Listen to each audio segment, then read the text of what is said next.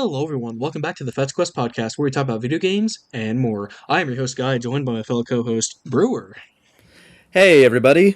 I'm so happy to talk on such a lovely evening such as this one. On a day like this, I have something amazing to talk about. Ooh, what is it? What is it? Please share. Alright. So some say it's one of the best JRPGs ever made. One of the most gripping tales ever told, with amazing characters and fantastic combat. Don't tell me, don't tell me, don't tell me. Are we doing that game? Yes, one of our favorite games with a lovable, spiky haired protagonist. Final Fantasy VII Yay! Remake. No! Brewer, I don't want to talk about that game. I don't like it. I hate it. You will talk about Final Fantasy VII Remake. No, you can't make me. I already suffered enough by just playing through it. Hear me out, guy. You can talk about why you hate it. Huh. I never thought of it like that before. You know what? That's a great idea. Let's record this episode, shall we? Yes, let's do it. Because today's topic, if you couldn't guess by our title, thumbnail, and our intro, is Final Fantasy VII Remake, and some of our, let's just say, very strong opinions on this game. Jeez, dude. Strong does not encapsulate my feelings about this game. Yeah, I'm underselling it a little bit. I'm sorry. Yeah, no. I don't think there's enough words in the human dictionary to describe this. It's such a complicated game because, there's always some controversies to some degree on remakes, or if them being necessary, them just outright replacing the original. I know it's pretty that's a debated topic, especially with the Resident Evil games, because Resident Evil 2, a lot of people really love that one. Still say 2 is great, but then there's 3, which a lot of people will say is a waste of money compared to the original, so on and so forth. This game is really interesting though, because it's not exactly a remake of the game. And for those of the people who aren't familiar with Final Fantasy VII or Final Fantasy VII Remake, Final Fantasy VII was a game that originally released for the PlayStation decades ago. It's considered a classic JRPG, and it's absolutely amazing. But some parts of the games do look dated compared to modern standards, just because it was an early PlayStation game. So people were very excited to see this get a high-fidelity remake, but it's interesting because it's not exactly a remake of the game. It's a remake trilogy. It's being split into 3 parts, and today we're talking about the first part of the supposed remake, but that also has some changes, which we'll get into later in the episode. Yeah, so you know what? I don't hate the idea of the game being remade. It came out in 97, okay? The game is old. Everyone knows that. Everyone knows it's one of the best games ever made. Okay, you know what?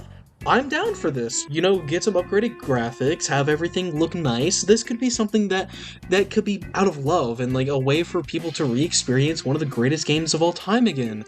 Boy howdy, we didn't get that. Yeah, because again, the original stands just fine on its own, but there are some parts you can objectively say is hey, with modern practices, this could be better.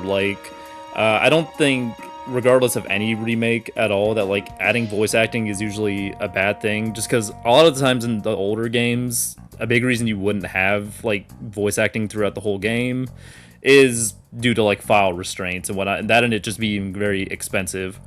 With a higher budget game like this, you can have voice acting, which it is nice to see. I don't exactly like all the voice acting in Final Fantasy VII Remake, but there are some characters I felt like they were done pretty well. Especially, I really do like Barrett's performance. This is an unpopular opinion. This video is going to be full of unpopular opinions if you guys just haven't We're gonna get picked it so up disliked. This legit might be our most disliked video on Fetch Quest, and I'm so okay with that. I'm just gonna be straight up. I don't think there's a lot of good voice acting in this game. I agree that Barrett and the person who performs Barrett is pretty good. I'll be real, he's the only standout for me. I really don't like a lot of other people in this. I think it is. I really don't like the It's performances.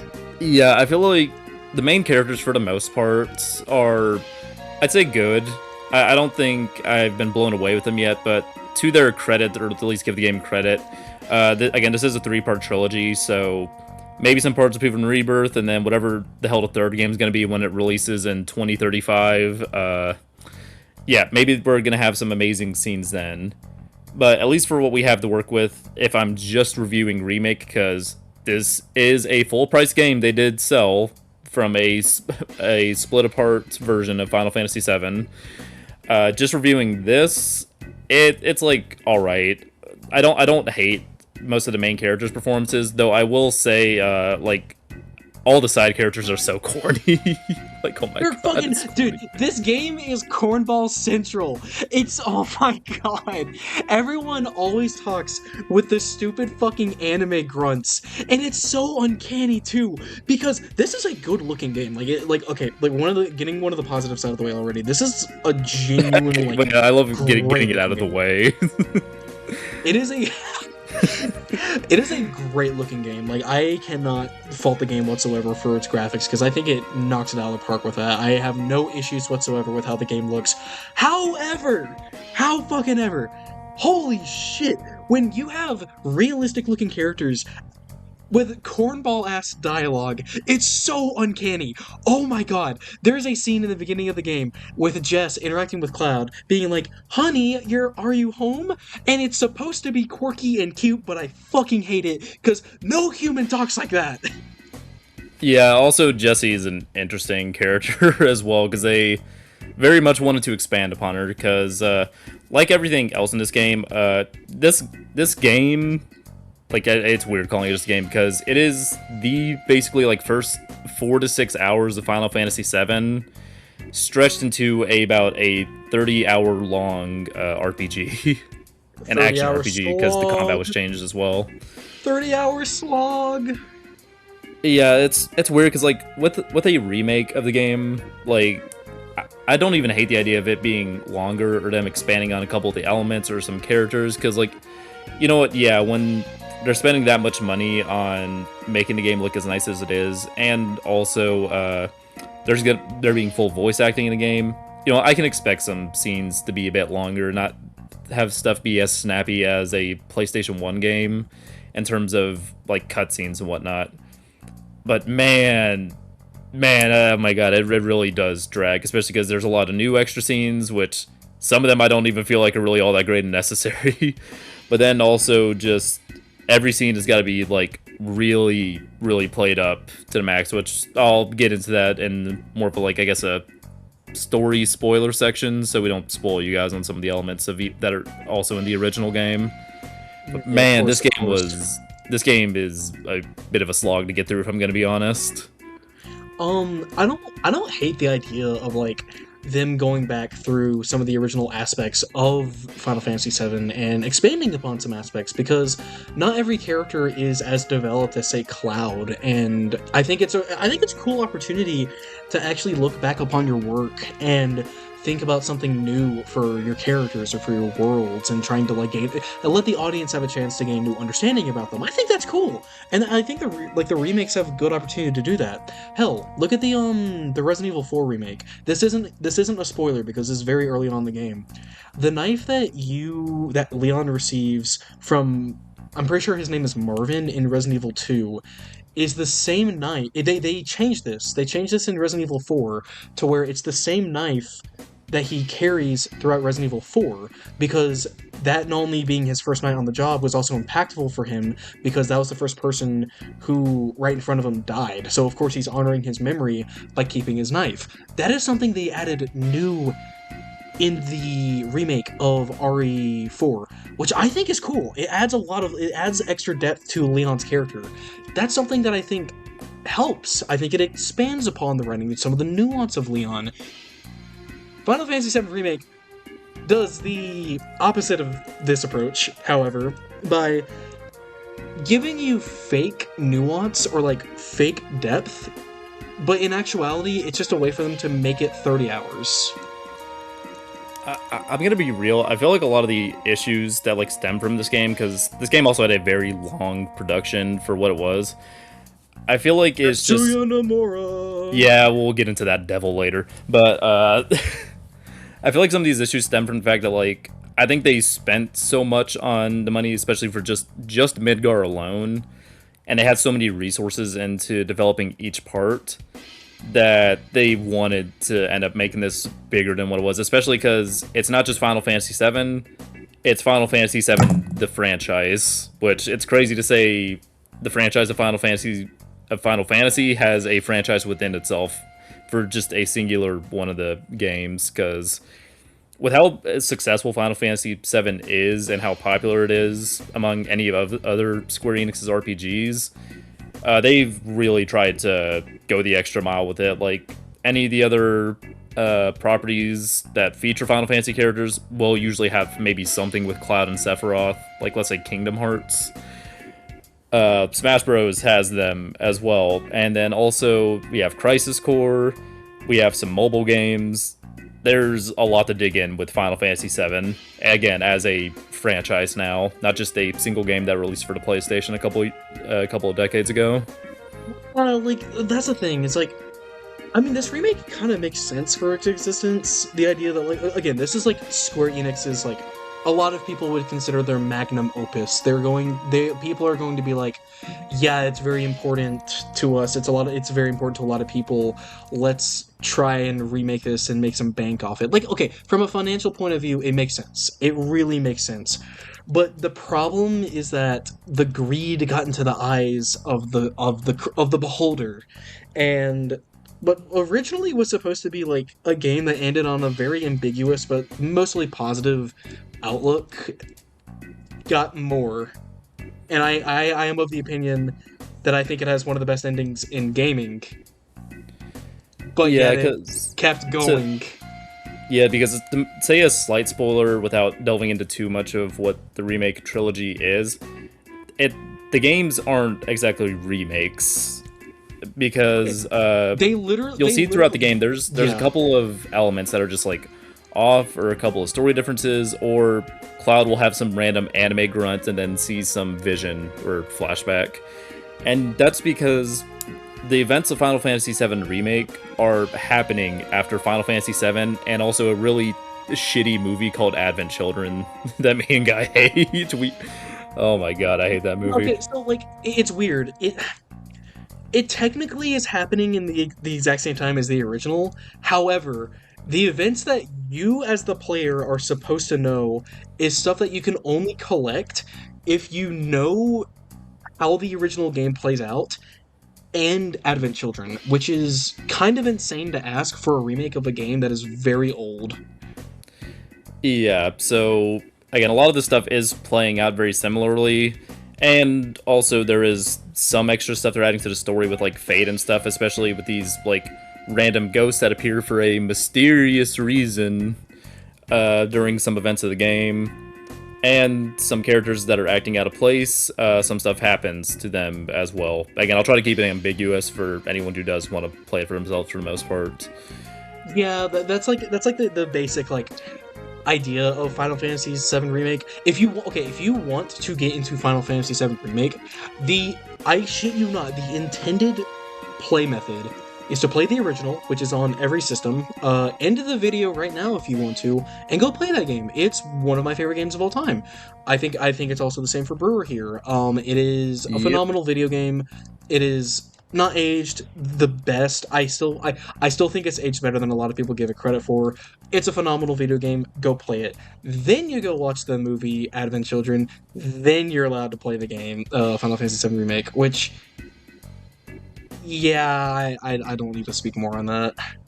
I do not like Advent Children. Advent Children can be its own separate video with just how much we have to say on that, just because that is such a clusterfuck of a movie. That movie is fucking awful. It deserves the terrible reviews it got. I get like impressive CGI animation for the time. Like, don't get me wrong. I will always praise like things, especially for their time. But the thing is, I'm watching a movie for the plot. Holy shit. Oh yeah. But Yeah, okay, getting away getting from back that. into a medium you can actually physically interact with though. There is another thing they changed with Remake, and that is the combat because it isn't the same turn-based combat they had. It's a new weird mixture of that. So it's an action RPG, but they do also try to keep those elements in by like you basically have the game pause for a moment, and then you bring up a menu and you can select some of the attacks and whatnot. And all this is for the new action RPG combat system, to where each character has their own moveset. And I will give the game that they at least did give each of the playable characters a unique moveset. And you attack the enemy. The enemies all have different weaknesses and stuff, so one character may be effective over another. Like Barrett is going to be good against a lot of the flying enemies that the other characters will have to like jump to hit or can't even reach sometimes. And then Cloud is really good at just going ham on the enemies with a big ass sword, because yeah, you know they're gonna give him some cool shit. He's the main character. Yeah, of course, he's the main character. What is... Okay, he's one of the coolest characters of all time. They're going to give him cool stuff. Like, if they wouldn't, then I wouldn't be happy with it. But yeah, no, every character has their own unique playstyle, and it's very, very different from actually the original game, where yes, the characters had their own unique stuff with limits and the weapon ranges and what enemies they can hit with their base attacks. But this game actually does go the second mile to make them feel completely unique from everyone else, which I can actually appreciate. Yeah, yeah, certainly. Especially for an action RPG like this, if you don't really give your characters a unique moveset, it's gonna leave the things getting pretty stale and repetitive. Though I will also say things did get stale and repetitive with this new combat very quickly. I'm going to break the ice right now. I do not think this combat system was the most well thought out. Yeah, by average, the biggest thing, I have one word that describes my whole experience with the combat: spongy. Incredibly spongy. Funny enough, I actually know friends who have put down the game because they have the exact same issue. They think the enemies are way too spongy, and honestly, I can't really blame them for that, because you don't really feel rewarded for doing cool combos and whatnot, because it's just, oh, that deals like a little bit of their HP, do it again, and over, and over, and over. I think through the entire game, like there was only two enemies that ever really gave me any challenges, or like two bosses really that ever gave me any challenge and actually got me close to fainting or did faint me once. But like the game isn't even really all that hard. Maybe it's harder on hard mode, but that was only unlocked after beating the game, which I was not going through that shit again. But at least on normal mode, God, the enemies took a while, and it's not even like they were hard to deal with. They just took a shit ton to kill. And like, man, I was spamming that attack button so much, I'm pretty sure my PlayStation controller, it probably has one of the buttons broken by now. Dude, the thing is that, like, I'm not entirely opposed to the idea of, like, a game that has some turn-based aspects but uses mostly an action-oriented combat system, and you use that action-oriented combat system to allow you to do more of the turn-based things. I think it's a cool concept, actually. The issue, however, is that you can tell that the game itself, for Final Fantasy VII Remake that is, you can tell that they kinda just made the combat spongy as an additional way to make the game 30 hours. If there is a theme throughout this entire video today to take away, it is get to 30 hours. Yeah, that, and just, man, it hurt getting to those 30 hours because I was not happy through a lot of it. It's like don't get me wrong, there is like really cool stuff in this combat. Like to go further into what the combat does and like how you customize your characters. There's like this pseudo skill tree you have where every character's weapons actually gives them unique stats that you can put on them, which I think is really cool because you can customize characters to do certain things. So like if there's a weapon I have for Cloud that's more oriented into giving him critical hits, then I can build into that and focus on heavily into my strength stat, and then boom, I'm a crit build. Or if I want to be more magic focused, I can just focus on a weapon that has more magic utility, that can give me more output with my spells and get more reward out of that. I think that's really cool. I think it's a cool. I think the upgrade system is actually like really fun because it rewards you for sticking with the weapon and for investing into that weapon. However, the thing is, though, is that with the weapons, not much really changes moveset wise or playstyle per se. Um, I'll say this: I had a build with Cloud where it was just critical hits with the Buster Sword over and over again, and I would just keep mashing the attack button, and it would work. And I honestly didn't really feel that rewarded by doing it. Now, obviously, this could be specifically a me issue because of the way I played, which, like, fair enough. There probably are, like, more fun ways to play, but for me, I found the most effective way to just get through combat was just to just make a build like that, just mash the attack button. I'm gonna be honest, it's very, like, Kingdom Hearts 3-esque in terms of, like, mash X to win. Yeah, because even when you're targeting enemy weaknesses, because like that is the most effective way to go about the combat and the most fun way. Like have a lot of variety of spells with the materia system, and then have a bunch of different attacks, and then be swapping around the characters. That is the most fun way you're gonna play the game. Even then, it just felt so mashy half the time. Or I'd be repeating the same thing, like let's say Barrett. I had a weapon called like Big Bertha on him, and a lot of times I would find it consistent to keep him at a distance. I mashed it with an elemental materia, which a lot of times would easily wipe out a lot of the enemies in a game, especially if there was a weakness. I would spam the machine gun, get some overcharges, and then just like have a move that used all my ATB charges to just rip through and do some machine gun fire. And while he was doing that for like probably 5-10 seconds because I had all those charges, I would then swap to like either Aerith or Cloud to set some magic up or get some other attacks in to get the stagger meter higher.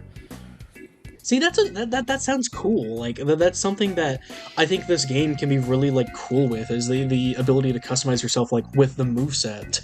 And I think like especially if you're a first time Final Fantasy player, I can see why a lot of people like the combat system because inherently there is some customization to it. However, how fucking ever. Holy shit, it pales in comparison to what you can do in the original Final Fantasy VII, that it is a crime. Oh my goodness. Yeah, that's my biggest issue by far with the combat. It's just the fact that I feel like the biggest reason they changed to this just action RPG thing is because they probably felt like, ah man, a lot of modern gamers hate turn-based RPGs, so we have to take away the really good turn-based combat of Final Fantasy VII, which could be argued maybe could have had a couple tweaks to make it better or to help in some sections of the game, which is why I think a lot of the remasters have like usually a speed up function or something in some parts. I still don't think we needed to overhaul the entire combat system for a flashy new one that I feel like was just done for sales.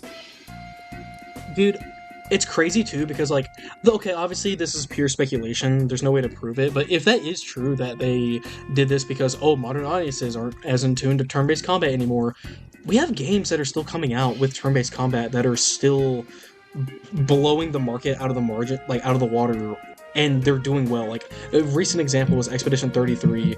Controversy with AI aside, it won Game of the Year. It was really successful. People love the combat of that game. Turn-based is not dead. It's just you gotta make it interesting. Yeah, that or one that even doesn't have like a real-time parry system, because that was a big selling point for that game. Metaphor Refantasio, made by Atlas, who does a lot of other fantastic RPGs, like the Persona 5, the cult classic you've never heard of. But that game as well, that was nominated for Game of the Year along with a lot of other awards, and while maybe it didn't sell as well as some of his other games, it still did very well for itself for being a new IP. Yeah, for a new IP, it actually did. Okay, funny enough, side tangent here. That game actually struggled with sales. Actually, once after its initial release day, not release week, not release month, release day. It actually struggled a lot afterwards. But the thing is, though, is that that game still it was the highest, fastest selling game from Atlas, the developers behind Persona 5, ever, which is still a monumental thing, showing that people are still interested in turn-based combat and that they are willing to play whatever you put out, as long as again you make it interesting. Yeah, yeah, definitely. And I feel like there was a really good opportunity to do that with the original Final Fantasy, like crank it up to 11 as well. Like a lot of those really cool summon animations from the original. Imagine them doing them now. Like, yeah, they do have them with the new summon system, and to where there's a lot of big finishers and whatnot. But imagine having that in like a standard turn-based RPG with a lot of other cool attacks for the characters to use. I would have really loved to see that, or just in general a actual proper remake of Final Fantasy VII, not kind of a newish continuation thing that also has some new combat. Again, this game is really weird to talk about in terms of what it is. Yeah, like a subsection of the criticism here, the summons I think are just like inherently worse compared to the original. Like, don't get me wrong, summons in the original Final Fantasy VII are fucking obnoxiously broken. They are insanely good. You're Knights of telling the me there's Round.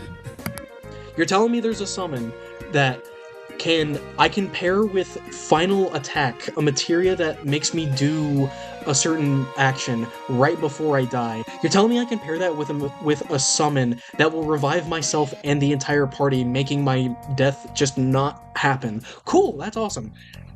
Thing is though, you can use that summon whenever.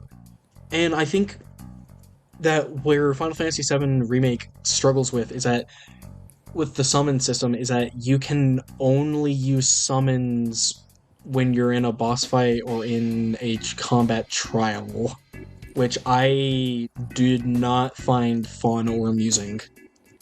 Yeah, no, I didn't find it fun at all because like you have these cool summons in the game, but you hardly get to use them. They're only for a couple of set sections.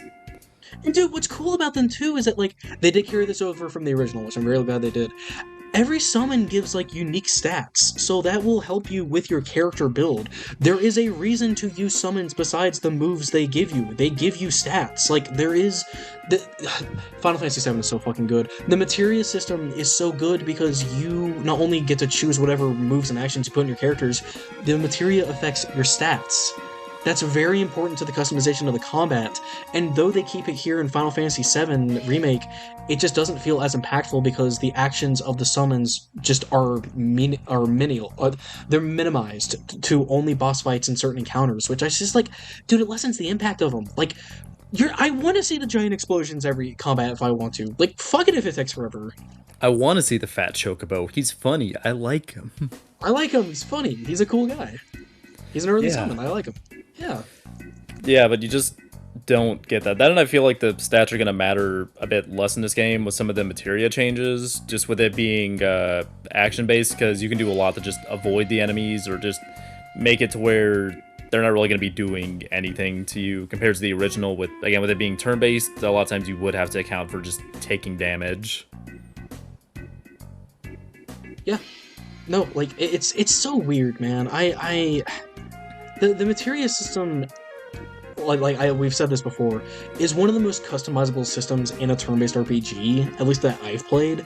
And to see it just not live to the standard that I was expecting was very disappointing to me, because I've seen what the materia system can be, and I can see how it interacts with the world of Final Fantasy VII. It's just like, dang, man, I really didn't get that in this. Oh yeah, one materia, like this is just a single one, but like one I know what materia you're that about to like say. kind of emphasizes these issues, and I really hate.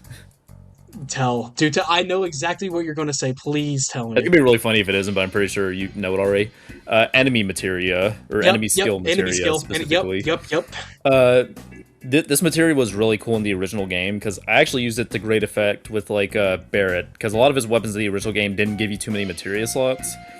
So what I would do is the enemy materia skill is a very unique one, in that if you go up against a certain enemy and you have the skill equipped and they use it and they use a skill and you defeat them, you get to copy the enemy's skill permanently. Like, you get to learn it, and it's not just like one skill for that one materia. No, it's like a long list of different skills. It's really cool. You get to reuse a lot of the different skills that you find the enemies use, and some of them are really powerful and can make for really good builds. Like with Barret, I had one missile attack I spammed a lot in like the mid game because he didn't have too many materia slots, and besides that, I just put healing materia on him to balance out my party. And Final Fantasy VII Remake, for some stupid reason, you only really get it at the end of the game, at the point which you can't really learn a lot of the skills from the enemies.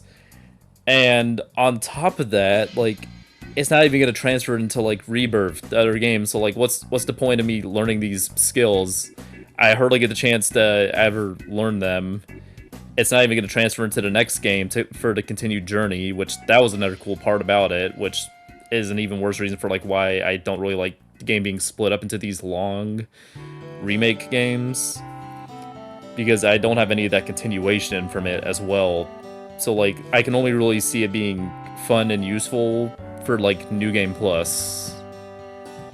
It's like, what the hell? Even then, even then, like the enemy materia is purposely given to you very early in the game. Like I think you get it near the end of the Midgar section of the original, which is still very early in the game. It's supposed to help you with build diversity, and it incentivizes you to take up a slot of your materia for the chance of getting something that could be really powerful later on. It's kind of a high risk, high reward type of materia, to where the longer you stick with it, the more you're going to be rewarded for it, but you're not guaranteed with it, which I think is such a well designed materia. Enemy skill types are also very fun in JRPGs. I think it's just really well designed. It's not tied to a class; you can put it on wherever. It's put on so late in the game. You're given it so late in the game, and yeah, it does the same thing of like gives you the skills you can use from enemies, but it's like, dude, I don't think it's like the materia of the game just wasn't paced out as well, which makes me really sad, because god dang, Yeah, the and materia again, is so cool in the original. to give the game some credit as well, because I do try to acknowledge like the good points, even in stuff that really annoys me. Again, some of this could be also just alleviated in Rebirth, because I do believe as well, like, some of the skills and stuff, and like some of the playable characters as well, like Red 13 isn't playable in Remake, which does suck, but I do kind of get it, because at the point you unlock him in Remake, it is basically the end of like the game for Final Fantasy VII Remake, whereas in the original it wouldn't really matter, just because you're gonna keep playing during and with him during and after that Midgar section you get him in. So like, some of the stuff I can see them saving it for later, but even then it's like, man, again, this is a full priced game, which like, you can get it on discount now, but it's still pretty pricey. I just feel so many mixed emotions about this game. I personally do take issue with it, because they did give him a moveset in Remake, because he fights alongside you as like an assist buddy. They gave him his own moveset, which like still pisses me off. Like, yeah, I get like not making him playable at that point of the game, but the thing is, he has a moveset. Like, why can't I just play as him in New Game Plus or something? You know what? Yeah, I guess we could see that as well. I think, again, I think they're just trying to space it out for like new character content as well, because like, from what I've seen with Rebirth as well, some characters that you should have or would have been able to unlock naturally in Final Fantasy VII earlier on, like let's say Vincent and Sid, who correct me if I'm wrong, I'm pretty sure being saved for third game. They are in Rebirth. They joined the party. They are not playable. Okay, yeah, so I was running that. But yeah, like, they joined a party, and at that point they would be playable, but they're just not, so they can save them for the third game and like pace out the content, I guess. Again, there's just so many reasons I do not like them splitting the game up like this. Yeah, because you're losing out on like potential cool movesets and new characters. You're missing out on like party comps too, which is just really stupid, because the thing is, with the original, you can go back to the areas that happened in Remake and in Rebirth, they're not gonna do that for the third game. They're not gonna do that.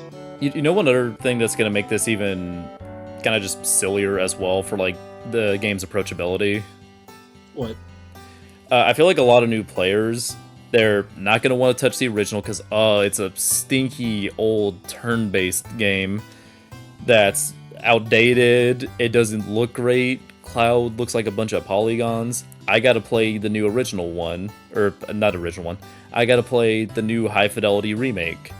Oh, but the high fidelity remake is 3 separate games I have to pay for, but also that's 3 whole separate games, one of which has a DLC right now as well.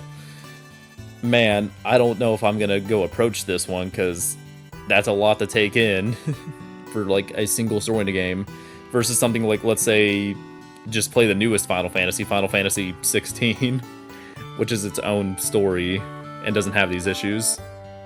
It's also not a franchise, so that's great. Yeah, also not a franchise. So yeah, you don't have to worry about all that. Isn't that great? Hooray! Hooray! Dude, it is. Sorry, I'm trying to think of my point here. It's so baffling to me that like they are literally gatekeeping content, mostly talking about like the characters you play as, behind like these sequels that they're making. And like obviously, yeah, you shouldn't be able to play a Satan in the Midgar section. That would be stupid. But like, dude, it's just like an added reason to play the original, and like why I don't think it should be added into 3 parts. Because like you said, bro, it's just something you're gonna have to pay like $200+ for eventually if you want to play all 3 of them. It's so stupid. Well, not to mention, like, you should play the original, and like they kind of want you to, considering the fact that like, yeah, this takes place after the original and Advent Children, as we mentioned before, so it's just so weird. Especially because, like, for the story pacing as well for Remake, like, a lot of the game remains the same with, like, again, these weird ghost dudes showing up out of nowhere. And, like, at the very end of it, not mentioning a specific character, but a character that shows up way too frequently, just appears at the end, and so they can have some big climactic moment because this is a full game and not just a small part of a larger experience now. They have some weird out of nowhere climax, so they can have just like you fighting a god in a JRPG, because you know you always do that in JRPGs. You gotta love it. That's the thing, is that like, because this game is also its own full game, we are to criticize it for what it is. It's a full $70 game. I am not going to like be like, oh, but it's okay if like this character didn't really have an arc because it's going to be in the next part. I don't care. Like, it's still like, I paid $70 for this. Yeah, and like, I think it is still possible to, like, you know, have games that stories are like somewhat split up into different parts, but are still full experiences. Like, one that I played recently and I absolutely adore, but damn did it kind of end on a little bit of a cliffhanger, is Trails in the Sky First Chapter, which, as the name implies, is multiple chapters. But the thing is, with Trails in the Sky, I never have the issue with that game because it has a full plot, it has a full journey, it has full experience, and it has a proper ending there as well. But it does leave setup for the next game, Trails in the Sky Second, which is coming out later this year. But like with Final Fantasy VII Remake, that's not the case, because they're taking a 40-hour JRPG for the PlayStation and splitting it into much longer experiences. Like, again, in the time it takes you to play Final Fantasy VII Remake and maybe do some of the extra side missions, because I did also try to do some of the extra side missions to give this game a fair shot, which let me fight some cool bosses like Neo Bahamut, or like the weird Shinra Bahamut one. I forget the exact name. But in the time it took me to play that, I was getting close to the end of the... I could have been getting close to the end of the original Final Fantasy VII. Like, that's just how stretched this is. And that's not even getting into Rebirth, which I'm pretty sure is like a 50 to 60 hour RPG on its own. Jesus So Christ. by the time we get to the end of this like 3-part saga, it's probably going to be like what we think about like 130, 140 hours Dude, on average. It's kind of oh, insane. that is And so, insane. and, Okay, you first. and I was going to say some of this content I feel like it's not even like for good necessary reasons because again I do see with the remake it makes sense that some parts are going to be longer than the original, especially with some stuff that's expanded upon and voice acting. Some of the parts though just like straight up aren't in the original and they're not really adding a lot. Like man, Don Corneo's bodyguard Leslie, I really had to have a whole chapter where I had to go along and help him get his stupid ass pendant because I really cared about Don Corneo's bodyguard, especially because at the end of the chapter they gave him a small flashback that's supposed to make me care about him so much. It's like, oh man, Dude, I really like this person who I'm probably never gonna see again. dude, oh, don't forget the one NPC in the original who called Tifa hot, and he's involved in every single side quest in the wall market. Isn't that awesome? You get more characterization of him, and he's so, oh my god, he may be a little bit of a goofball, but he's charming, isn't he? Or man, I really loved the part where I was basically in the dumpster part of Midgar, and there was this cool robot arm, but instead of just walking over it like it did in the original, I got to do this really shitty mini game that takes forever just to get all my characters through it. Holy shit, this is gonna be our most disliked video by It far. It's not it even really close. is.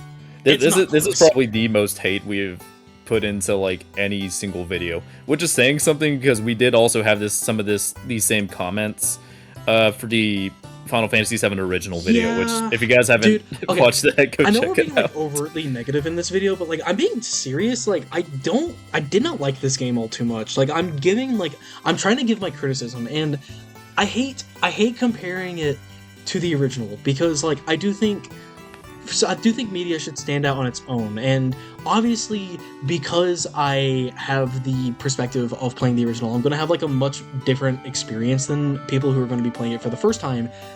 The thing is though, is that because I know how that original plays out, I know how it should be like in the remake. The thing is Yeah, though, definitely. I'm okay with it calling itself something different when it's so drastically different from the original that it isn't Final Fantasy VII anymore. It's just an interpret. It's a reimagining of it, which I'm not the most appreciative of because it's not. I'm just gonna be honest. It's just not as good as the original. If you couldn't tell by this point, it's not as good as the original. Yeah, yeah, definitely. But yeah, no, man. Sorry, that was just like side tangent I went on. No, they Like they have this like you first. I was gonna say it's weird because Final Fantasy VII Remake is by far not gonna be like the worst game you've ever played. It's not the worst game like me and Guy have ever played as well.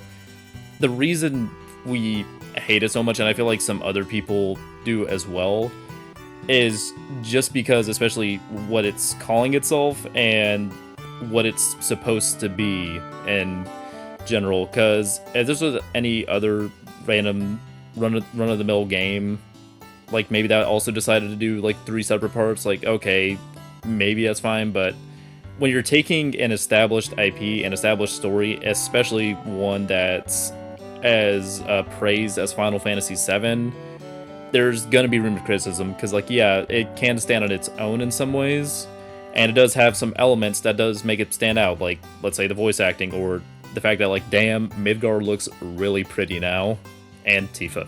I really like Tifa, but besides gooning, let's going into the other elements. Yeah, there's gonna be room for like me to criticize these story elements when I feel like you're just padding the game out because you've spent so much on these assets. You want to really get your money's worth. Because I feel like, again, if this remake thing was like around 10 hours and they took out some of the more annoying portions, like, oh man, I can't wait to run through the sewer again, help Don Corneo's bodyguard. It's like, oh man, I can't wait to go to the random ghost children part of this game that wasn't in the original so I can just get some character reflection that doesn't really mean jack shit to me. Take out some of the shit like that, and maybe I wouldn't criticize this as hard, and also take out all the dumb new shit with Sephiroth as well. But again, I feel they're not going to do that because they want to sell this as a full-priced game and a full experience. It's Yeah, so because it's so weird to talk about.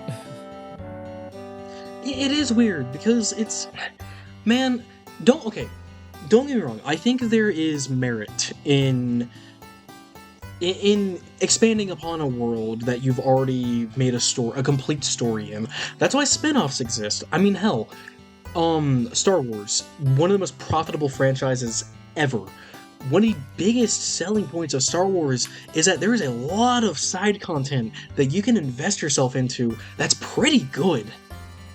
I'm not saying that like everything's good. Like, don't get me wrong. I think some of those Disney Star Wars shows aren't the greatest, but like The Mandalorian, Clone Wars, the comics, there's a lot to pull from there, and it's good. There's some good stuff in there, so it's worth your time like investing and delving more into the world.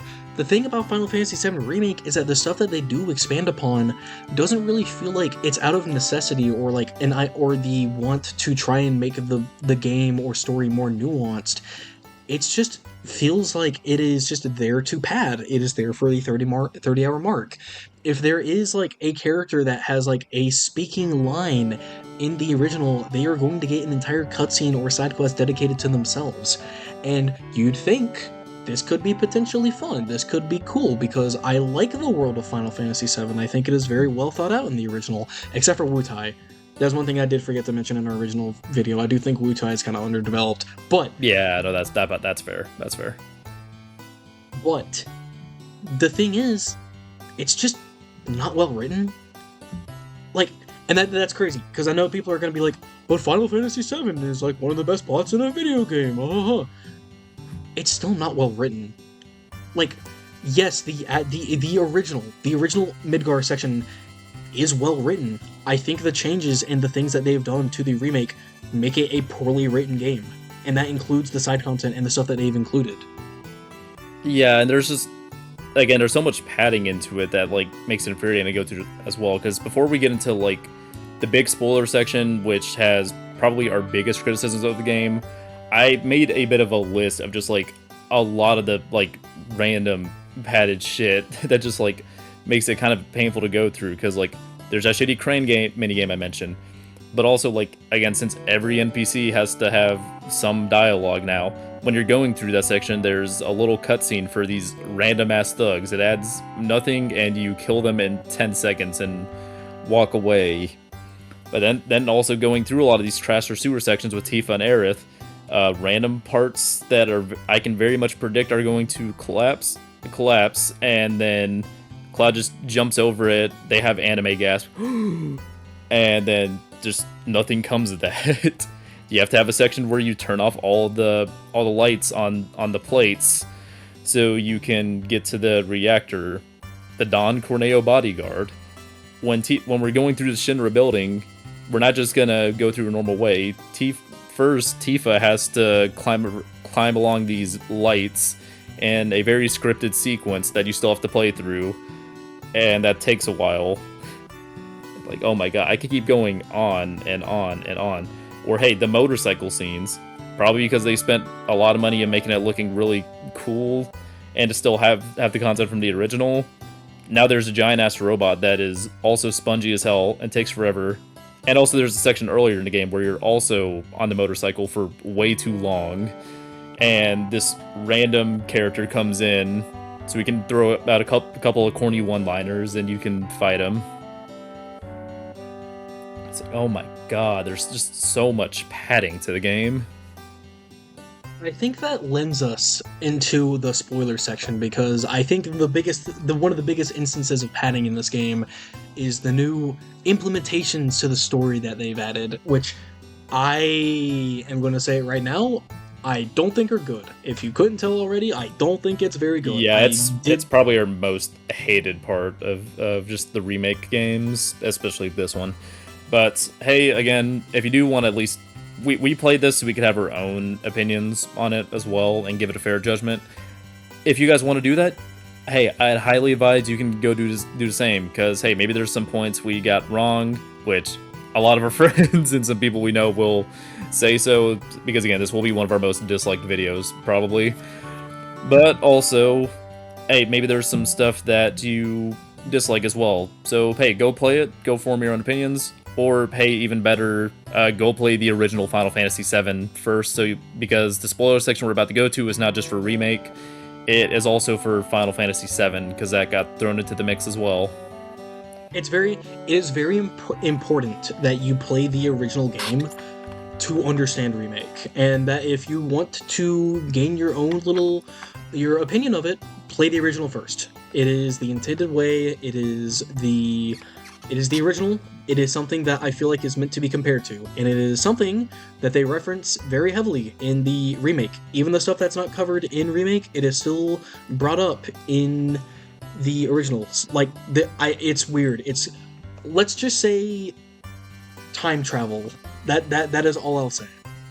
Yeah, and also don't listen to Square Enix because a lot of companies will do this, Capcom included, and a couple other ones, to where they'll have something that's set up sequentially, and you need to play the first entry in before you can play the second entry, but they'll still say it's fine to do otherwise because they don't want to affect sales. So like they want you to play Remake before you play the original because sales aren't going to be as high. And also they tried to say it's fine to play Rebirth without playing Remake or even the other one for some reason, even though that Wait, would are they not actually? make any sense. What? I could be wrong. I'm pretty sure they did, or in a lot of cases with interviews and stuff, they set it up to be like, yeah, it's fine. You can go play this without playing the other games. What? But here, let's start talking in spoiler section. I'll make sure my facts are backed up real quick. If not, I'll take the L on this one. No, you're good. You're good. If you want to continue watching this video but don't want to be spoiled, please jump to here.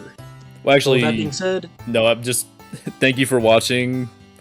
Go go watch our original Final Fantasy VII video. Yay! yay! Good game. Okay, you're gone. 3, 2, 1. Aerith dies. The fucking fate exists in Final Fantasy. There are no stakes. Everything's ruined. Sephiroth is a fucking gooner. Sephiroth Yes. has got to be one of the worst parts of Remake, in my opinion, because he doesn't worst. show up in the Midgar section. They put in a lot of new scenes with him that are just so unnatural. they don't fit at all. Yeah, like, okay, so we've talked about this in the original Final Fantasy VII video that we covered, that Sephiroth is a less is more character, where we hear a lot about him. We are not shown initially what he can do. It is kind of up to us as the audience to just trust what everyone is saying. And then everything is backed up. The first instance is him killing the Shinra president. The second instance is him killing the Midgar Zolom. There is a lot that suggests that Sephiroth is not a good guy and is someone not to be messed with. The issue, however, is that he is just shown so much in the remake. He is the final boss of Remake, which at this point of the original story, we didn't even get to see him. We don't even see him in the Midgar section. We only see the chairman have his corpse just lying right on the desk with the Masamune right through it. That's it. Yeah, and that's how Sephiroth goes for like a decent portion of the early game in Final Fantasy VII. You don't really get to see him much, or when, especially the Midgar section that this remake is based off of, you just hear his name mentioned, or you see the traces of like the destruction he left behind. Because at this point in the game, they're really trying to build up Sephiroth as a villain, as someone to fear, as someone to hate. But no, in Remake now, I hate Sephiroth because he keeps showing up every like hour in the game. Like he'll show up in the first couple hours and say some vague bullshit, be like, Cloud, do you remember the thing from the original game, Cloud? Cloud, something something reunion, probably. Like, he doesn't stop yapping. Which, like, at this point, why the fuck would he care about Cloud? Oh, wait, here's the reason. Because he came from the past of the events of, like, the first Final Fantasy VII, and then kind of Advent Children, and now he's, like, trying to alter the fate and stuff of what happened. Because weird time travel bullshit. Yeah, he somehow came back in time to stop him. Yeah, Which is okay. it's Yeah, so dumb. Which is also the reason why they also kind of say you need to play original before remake, but they also don't because of sales. Because also I did look it up. I can back up what I was saying before about you don't need to play remake before rebirth. I will cite this comes from videogameschronicle.com, but they stated Square Enix says you don't need to play Final Fantasy VII Remake before rebirth. The company recently said it's working on nailing down a release date for Part 2 of the trilogy, and it has said players won't need to have experienced Final Fantasy VII Remake to enjoy its follow-up Final Fantasy VII Rebirth. And another quote from co-director Motomu Toriyama said, "We have made preparations so that players who did not get a chance to play the first game can fully enjoy Final Fantasy VII Rebirth." That's just dumb. that is bullshit. Yeah, again, I will say for the director's sake, part of this is also probably just Square Enix wanting to make sure it's not done for sales. But I really hate when companies do that in general. Because, like, yeah, I get it, you need sales, but if you're trying to make something that is a direct sequel, don't be saying to players you can just hop into it. Like, if anything, try to advise more ways to where they can play the original, which they did also do, so I wish they just went more down that route, because when Rebirth came out, to give it credit, they did also have a bunch of bundles with Remake. That, or in some cases, you get Remake for basically for free when Rebirth came out. Which makes it all the more confusing why, yeah, you can just go play Rebirth. You don't have to play Remake, the game that's literally directly before it. Dude, it's so dumb. Man, it to me, it kind of, again, this could be completely wrong, pure speculation here. It shows like a lack of respect, honestly, for the original like story. It's like it seems that they just want to emulate the feel of the original, but not really like do a lot of substance. And in preparation for this fucking video, I actually replayed through the Midgar section of the original game just to make sure I'm not fucking crazy. Oh shit. And from my time, I have learned many things. Speak, oh wise one who has played the game multiple times now. I must say, the characters, this is besides the Sephiroth situation, it technically includes him. There's just a very big, like, there's just a mischaracterization of a lot of characters in this game. Like, Cloud, I get it. He's kind of like a dickhead in the original, like in the first, not the original, but the first few sections of the game. Which you don't know why at that point, but if you play the original, you understand it's because, I'm assuming you play the original, please do. It's because that he's insecure, he's not entirely sure of who he is, he's giving a tough guy act. And he immediately drops this tough guy act as soon as he meets Aerith, in all honesty. Because he's not in the presence of Tifa.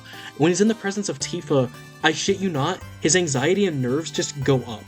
Yes, it could be because she's hot, but it's also because they're childhood friends. I personally prefer the former because I think that's funnier. But Tifa is pretty hot, so I would be pretty nervous. I don't blame Cloud. But no, like, it's very, because like Cloud is actually like very like jokey with Aerith when they first meet each other. Like, him being his bodyguard in the remake, she says that like as a jest, and he plays along with it because he thinks it's just fun, because Aerith is a fun person.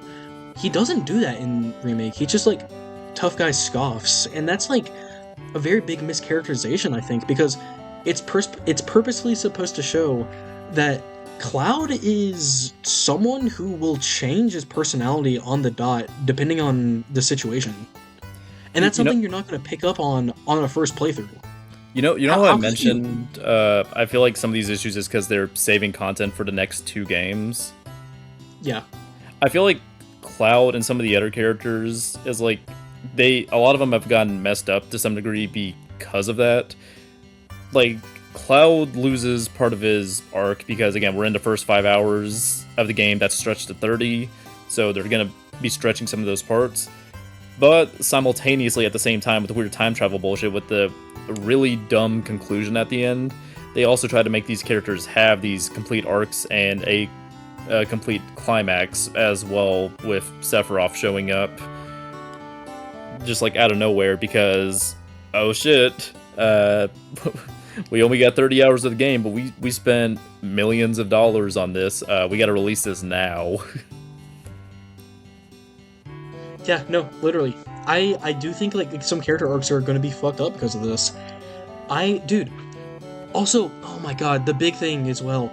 They're changing the main theme of the game about defying it's going to be about defying fate, the fucking generic ass JRPG theme. Are you serious? Oh, for the dumb time travel plot. Dude. Yeah, because another spoiler thing. Well, this is a spoiler section, but like literally at the end of the game, while they're seeing all the weird time travel bullshit, they're getting these memories from the past, or basically of premonitions of the future, of like literally the ending Final Fantasy VII. Like you see the scene where Red 13 is running in like the barren world after the events of Final Fantasy VII. You can see the meteor. You can see a lot of shit, and also like right before funny moment with Aerith, haha. That's been referenced 1,000 times in lots of media. But regardless, all those parts are in the game, but now they're like, oh man, all the cool and original stuff that happened in Final Fantasy VII that made it such a gripping tale. It would be kind of sad if like Aerith died or all this other stuff happened, so we can't have that. Which also means that like, oh man, Zack, the guy who wasn't like let's say always a huge part of Final Fantasy VII, but he did play a large role in the. He's a plot device, and that's all he needs to be. Yeah, but he still left a very big impact. Now, oh man, he somehow survived getting jumped by all those Shinra soldiers, and now he's gonna play probably a much larger part in the story in Rebirth. Even though in the original, that dude literally got gunned down. Like it was not even close. He was not close to living. He was shot down and put down like Old Yeller. Yes, which because what this means is that Zack dying means that Cloud never got experimented upon by Hojo, which means the events of the game never happened. Well, I won't go that far again, because like those events happened and like they escaped, and now Zack survived. Regardless, it's still stupid. Well, here's the funny thing. They've entered in Rebirth, I shit you not, they have introduced 2 additional timelines that are happening at the same time. Not the original game, the original timeline. It is 2 other ones that are happening concurrently. Oh my god. Yeah, and it's with Zack. Don't worry, he's so cool. But he's so cool. He has the Buster Sword like Cloud and their friends. It's so cool. Yeah, no, literally.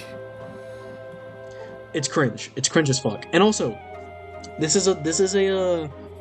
I'm about to go on a fucking rant here because this video's already been ranty, so just go for it.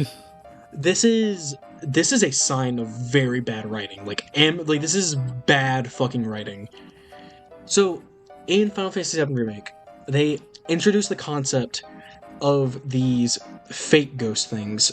They're from the universe. They are a way to keep the timeline the same as it is, to make sure there are no interruptions, to make sure things at most happen. This implies that fate exists, okay? Fate exists, so things are going to happen no matter what. No matter your decision, things are going to happen. For point number 1, I hate fate in narratives because it leaves a lot of characters without agency. Fate is really stupid. I think defying fate can be cool. Don't get me wrong. I think it's a very powerful theme in narrative option. But when fate exists, you're already going on a fucking thin line. There's a thin sheet of ice with me on that. Secondly, because these ghosts exist, no stakes exist whatsoever. They literally show this in Remake. near the end, when you are exiting the Shinra headquarters, and the party is about to get fucking exploded, the fucking time ghost come out of nowhere and save them from death. Okay? Yeah, and that's just because like those ghosts are also like they don't do some good stuff sometimes. Like they lead to Jesse dying because that was about to change as well. But either way, it's setting up a quite obvious just like plot of just like again defying the fate because they're gonna make sure all this stuff stays the same. Because man, you really need to go play the original. It's going to be different from the original because the characters have also said, "I don't like this future. This future's bad. I don't want it." I know for a fact that the ending is going to be different, especially with the implications of the ending of Rebirth. Hell no. Yeah, And then I haven't played Rebirth yet, but I have a good feeling like Aerith death that's not happening. I have a good feeling that's not happening. um, yeah, They don't have the balls to kill Aerith these days. true. The only So good change that came out of, or one of the few good changes that came out of Final Fantasy VII Remake was just the fact that, in full honesty, the original did have a spotty translation in some spots, which is why she was called Eris, and like the English version, even though it's supposed to be Aerith, which is supposed to be an homage to like, you know, the Earth as well for like the connection she has to that, which a lot of different reasons for that. But like, yeah, there you go.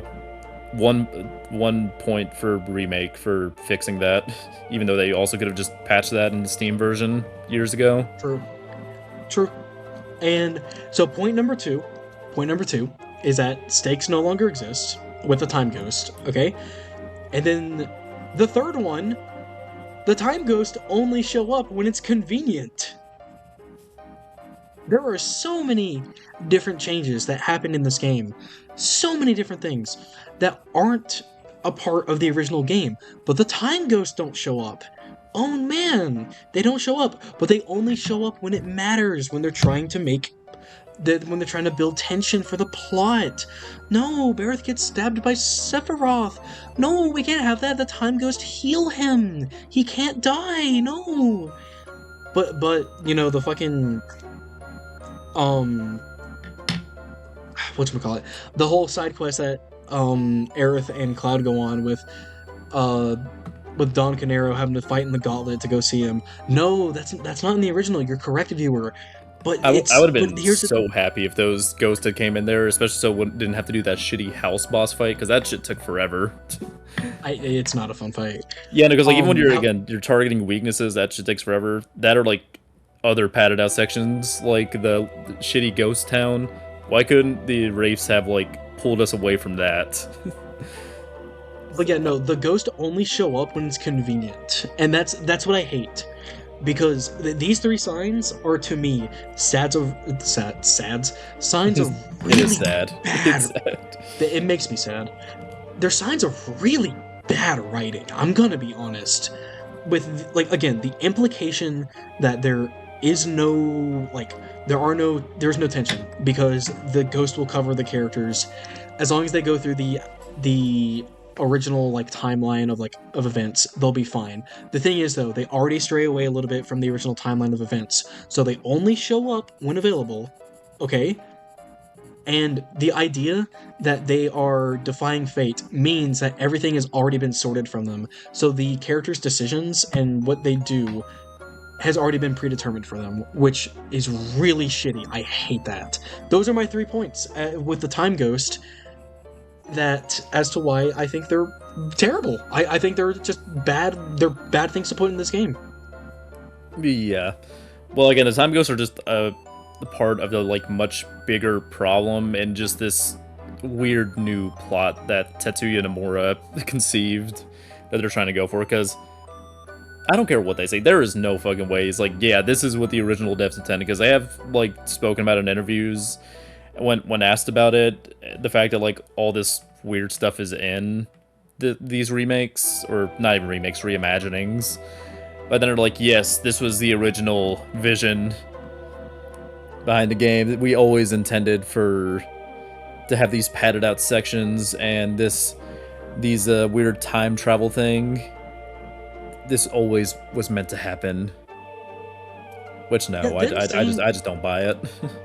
them saying that like they're able to like pull out their original vision for the game, I also think is just bullshit. I'm gonna be honest, because Final Fantasy VII's development has been very well documented as like Square put all of their resources into this game. They were banking on this to be like their biggest game ever, and it paid off.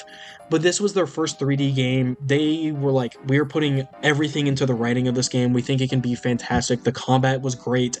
They literally built off everything that the previous Final Fantasies had made for them, like combat wise, system wise, and everything. But they added so much more with the new 3D environments that they put everything into this game. Yeah. I think they were able to I think they were able to see their own original vision with the game with the original game. I just think it's bullshit. I really do. Yeah, which is not to mention as well, like, hell, originally the Final Fantasy games historically were on like Nintendo systems for up to Final Fantasy VI at that point, so like a bunch of games, and they mainly swapped to the PlayStation just because for this gigantic vision they had to swap to the PlayStation so we could like actually like fit on the disc instead of like the cartridges, which just didn't have anywhere near enough space at the time. And even then, it was on 2 separate discs as well for the original Final Fantasy VII. 3 actually. Oh yeah, no, 3. Damn, big ass game. It's still like what, like 2 gigs nowadays? 3 gigs? I can look it up, but like, yeah, it's small by today's standards, but for back then, yeah, that was a chunky ass game you're sinking your teeth into. It is one of the biggest games, like, at that point, it was one of the biggest games ever. Hence why I think it's bullshit that they say that, like, they're seeing their original vision through now, because I just don't think that's true. But I think that is because of the influence of a certain person who I have much trouble with. Tetsuya Nomura. Tetsuya Nomura! Ooh boy. Yeah, I think all the issues we have with this game's writing is just comes down to Tetsuya Nomura, because I don't think we like his writing much at all. Stranger of Paradise was an interesting game. I will never play Stranger of Paradise. That game looks like ass. I don't blame you. Especially so you don't have to listen to the main character just yapping chaos. That for long ass time. Well, okay, basically what we're getting at, Tetsuya Nomura has been a director for Square Enix for a long time now. His directorial debut was with Kingdom Hearts 1, often regarded as one of the best games ever made, which is crazy. And he's the main director of the Kingdom Hearts series, Kingdom Hearts 2 in particular being one of my favorite games of all time. That game is heat. But the thing is what about 3? I'm getting there. Don't worry. Don't worry, I'm getting there, don't worry. Tetsuya Nomura, they saw his success. The thing is, though, is that he isn't a director by choice. To elaborate, he was actually the main art director for a lot of the early Final Fantasy games, mostly for creature design. Eventually they moved him up to character design, and he's the guy who created the looks of Sephiroth and Cloud. Funny enough, like yeah, we do give him points there since those are iconic characters. Yeah, no, like I will give him this as well. He actually did use some Berserk influence, so I can't even like fault him too hard on that. But the thing is also, oh dude, any chance I get, I gotta throw it in there. Thing is though, he is a visual artist who makes character designs and creature designs. He's not much of a director. And every single game that he's directed does not, as far as I'm aware, does not incorporate turn-based combat. Okay? The key thing there. The Kingdom Hearts games, none of them are turn-based. Final Fantasy 15, not turn-based. Final Fantasy 7 Remake, not turn-based. Are we seeing the picture here?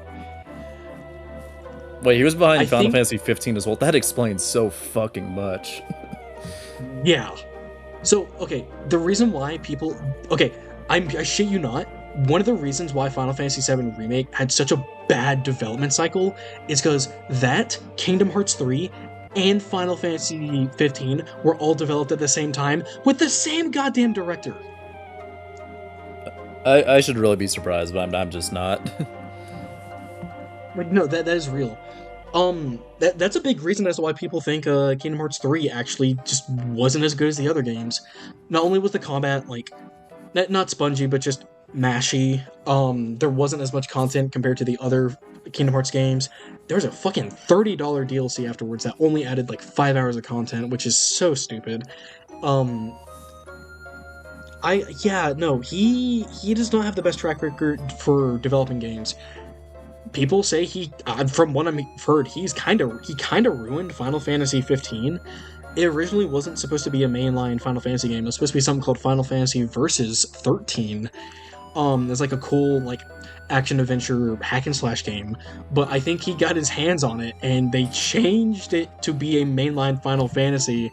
And because of that, I think they gave him more. I don't quote me on this.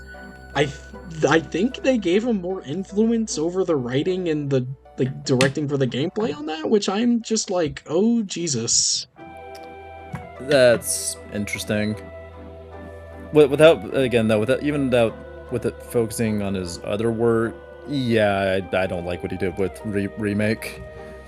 Because again, there's just so many sections that are dragged out. God, the plate dropping scene that was like quick and fast in the original and had a lot of impact. Like, dude, that scene took forever. Yeah, like, and okay, but to end my point on Tetsuya Nomura, going full circle here, he is the guy who made Cloud and Sephiroth look the way they do. He is not the guy who created them in terms of who they are as people and characters, writing-wise. And for him to be at the helm of this, I think it's just telling. I don't think he understands these characters all too much, I will be honest. That, or just even if he had an understanding of them for the originals, like the new direction he's doing now, yeah, get that out of here. Get that shit out of here, man. Yeah, no. Sorry for the long like rant about Tetsuya Nomura, but like, dude, I've had issues like with his games for a very long time. Kingdom Hearts 3 is one of my least favorite games of all time. Final Fantasy 15 was so ass that I actually quit it. I think that game is just not well designed. I understand it got better over time, but I do not care to play through all those DLCs to get the full context of the story. I really don't. And looky here. Didn't you also need a movie for that game as well? Yes, they expected you to watch a fucking movie before the game came out. And it was like not a good movie as well, which, man, doesn't that sound really similar to the game we're discussing right now? Yeah, they Kingsglaive Final Fantasy 15. Yup. Fun. It explains the events of the game right before the game starts, of like the kingdom falling, yada yada. That's crazy. That's crazy. Yeah, and then also I did not like Final Fantasy VII Remake, so I think there is just a connection here. I feel bad for you on Kingdom Hearts 3 and all the other Kingdom Hearts fans because of how just long the wait was for that game. Yeah, man. It was also being hyped up as like the ending of the saga for Kingdom Hearts, which of course they're still going to make sequels because it makes money, but like damn it, dude, it was so unfortunate. And now we're waiting till 2036 for Kingdom Hearts 4. True. Gotta love it. Gotta love it. Yeah, I have a lot of issues with Final Fantasy VII Remake. Like if the previous hour and 18 minutes hasn't explained that already. Holy shit. Yeah, which the crazier thing is like, I know for me and Guy personally, we could have ranted even longer, because like we really just do not like this game. Like that list that I read out, that was only like maybe a third of it. Only as well. A third? Are you serious? Yeah, well, let's be more generous, because that was also not including the Sephiroth and other spoiler stuff. Let's say I'll be generous as half. There's still like another half of that list for like shit that just pissed me off, which like I never do that for any other games. Like Guy, try to recall any time I've done that for any games I've ever played. I don't think you really have. Like that's the thing. I can't recall. I'm being serious. Yeah, like I did it for this game just because it was genuinely annoying me that much. Like again, with other bad games, I can at least like maybe laugh at them or something, or kind of just like, especially if it's like, let's say a glitchy type of bad game or an old one, I can look at it and be like, okay, this was a product of this time. This was a modern game that just did a lot of stuff I cannot approve of. Because again, it's by itself, this is not the worst game you'll ever play, and it's not completely terrible. There is some stuff to like, and there is some stuff I I like the did music. enjoy. I forgot to Yeah, no, mention, the I like music's the good. music. Music's good. Yeah. Yeah, but what it stands for, and also like some of the big changes they made as well. And, like I feel like disrespecting like some elements of like turn-based RPGs because I love those. That's why it irks me so wrong. We still live in an age where turn-based RPGs have the potential to make some of the greatest change and some of the most impactful like changes in gaming. Again, like we mentioned earlier before, Metaphor ReFantazio was getting a lot of praise for the at the Game Awards in 2024. Expedition 33 is now the most nominated game at the Game Awards ever. Hey, Baldur's Gate Turn-based 3. RPG. That was another one that won Oh, Game of the Year. oh my god, yeah, Baldur's Gate 3. Another one. That is one of the most impactful games that have come out in the 2020s. A lot of people saying it's the best game to come out in the 2020s. Turn-based combat still has a place in gaming. And I just think that if you want to make a new combat system for something like this, make it well. Or just make a new I game. from Just make a and new make a new game. franchise, new series, maybe a new Final Fantasy, which hey, that's what they do with 16. Dude, you know Just what's just crazy? don't do it for 7. I like Final Fantasy 16's combat. There is no turn-based in it whatsoever. They know what they're doing when it comes to like good combat systems. It's just like they didn't put their eggs in enough of one basket, if that makes sense. No, I definitely do get that because I feel like this is just a problem a lot of like RPGs have that try to mix like, let's say, some turn-based elements with some action elements or action elements with turn-based elements. At the end of the day, it's kind of really impossible to like completely blend the two just because of how different they are. So one is going to have to falter over the other, which in some cases that's fine. Let's say for like Expedition 33, which we brought up for, or other games that have like similar systems like the Paper Mario games for how you deal with damage or do attacks. Like, yeah, the turn-based elements very much encompass more of the game than I think even like the parry system and whatnot, or like some of the button inputs for Paper Mario. But they're still enjoyable. With Final Fantasy VII Remake, I feel like I just keep getting interrupted by like having to open up that menu, go tell my other two party members to do something useful instead of like losing their health, which they did a lot, and then swap back to me doing some actions, and then maybe swapping to a different character. Yeah. I also just really I hate flying enemies in this game so fucking much, dude. Oh my god.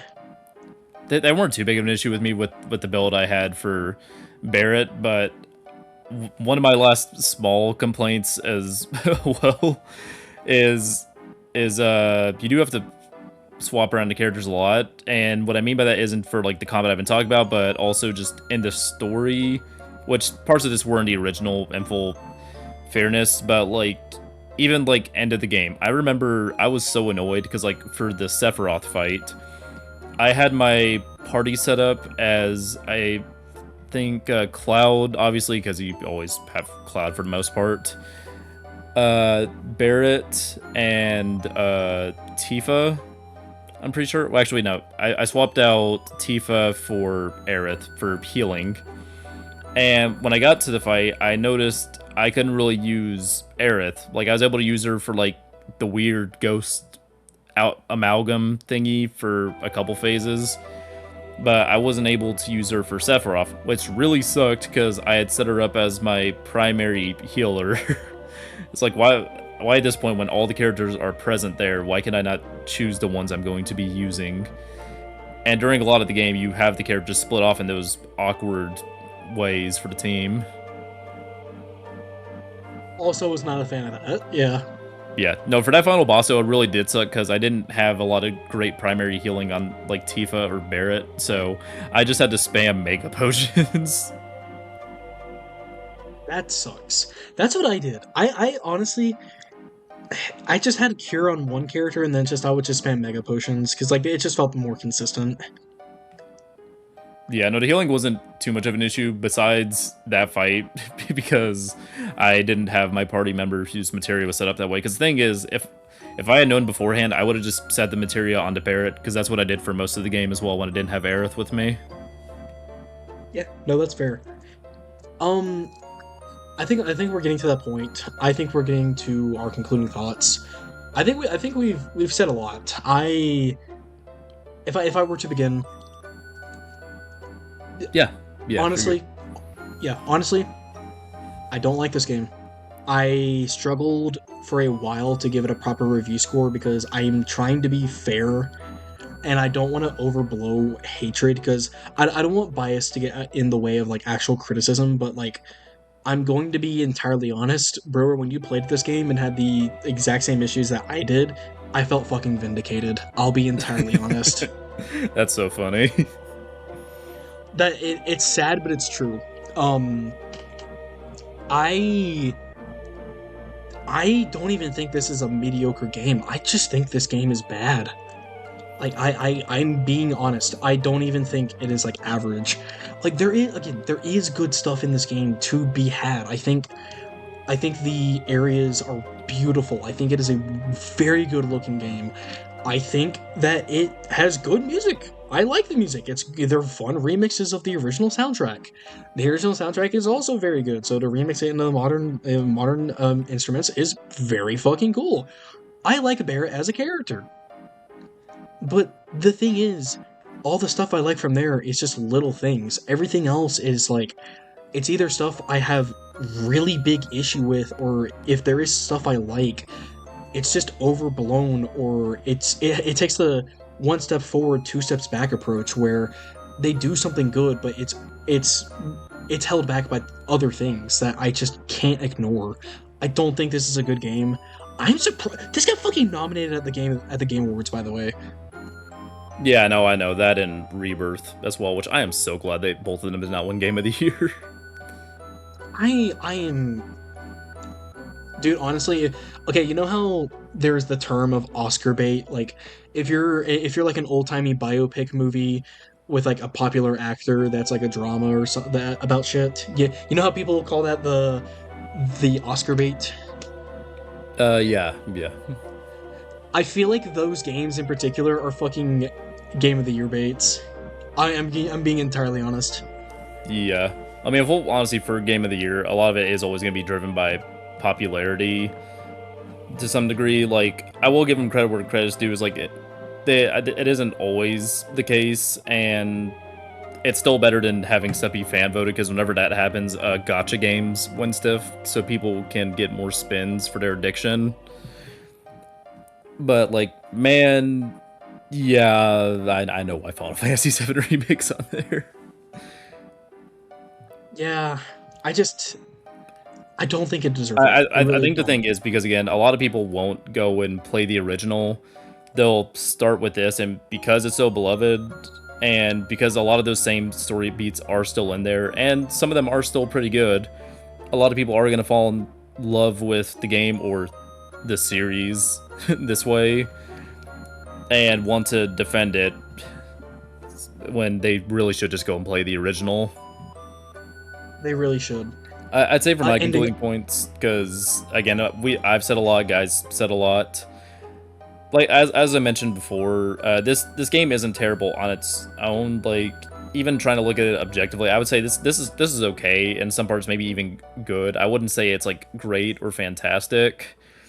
Which hey, maybe some of that's because it's other beats are being saved for Rebirth and a third game. But as a Final Fantasy VII fan, as someone who has played the original, yeah, this shit sucks. I do not like Final Fantasy VII Remake. It combat is spongy and replaces a combat system that was very good and, in all honesty, did not need replacing. I feel like a lot of the changes they've made with the combat and other elements of the game are just to appeal to a modern audience instead of like sticking to their guns on stuff that worked. And I just don't like a lot of the changes in general. For every positive I can say, I have way more negatives and stuff that irked me the wrong way. I do They, hate how repetitive I've been yeah, in this video, but this game is just hard to talk about for us. it really is. And my biggest fear, which is already like happening, is that people who haven't played the original are going to interpret this game as like the definitive edition or as the real version, which just isn't true. And they're falling in love. I'm gonna be honest, they're falling in love with, frankly, not the same characters. This isn't it, Chief. This isn't the iconic character that you're thinking about. They look the same, they perform similar actions, but this isn't it. That's not Cloud Strife. Especially Sephiroth as well. That's not Sephiroth, dude. Sephiroth has been bastardized, I'll be honest. He really has. He is the worst. He is the worst in Final Fantasy VII Remake. He's the worst part. Not even a good final boss, which is crazy. It's gonna be crazy.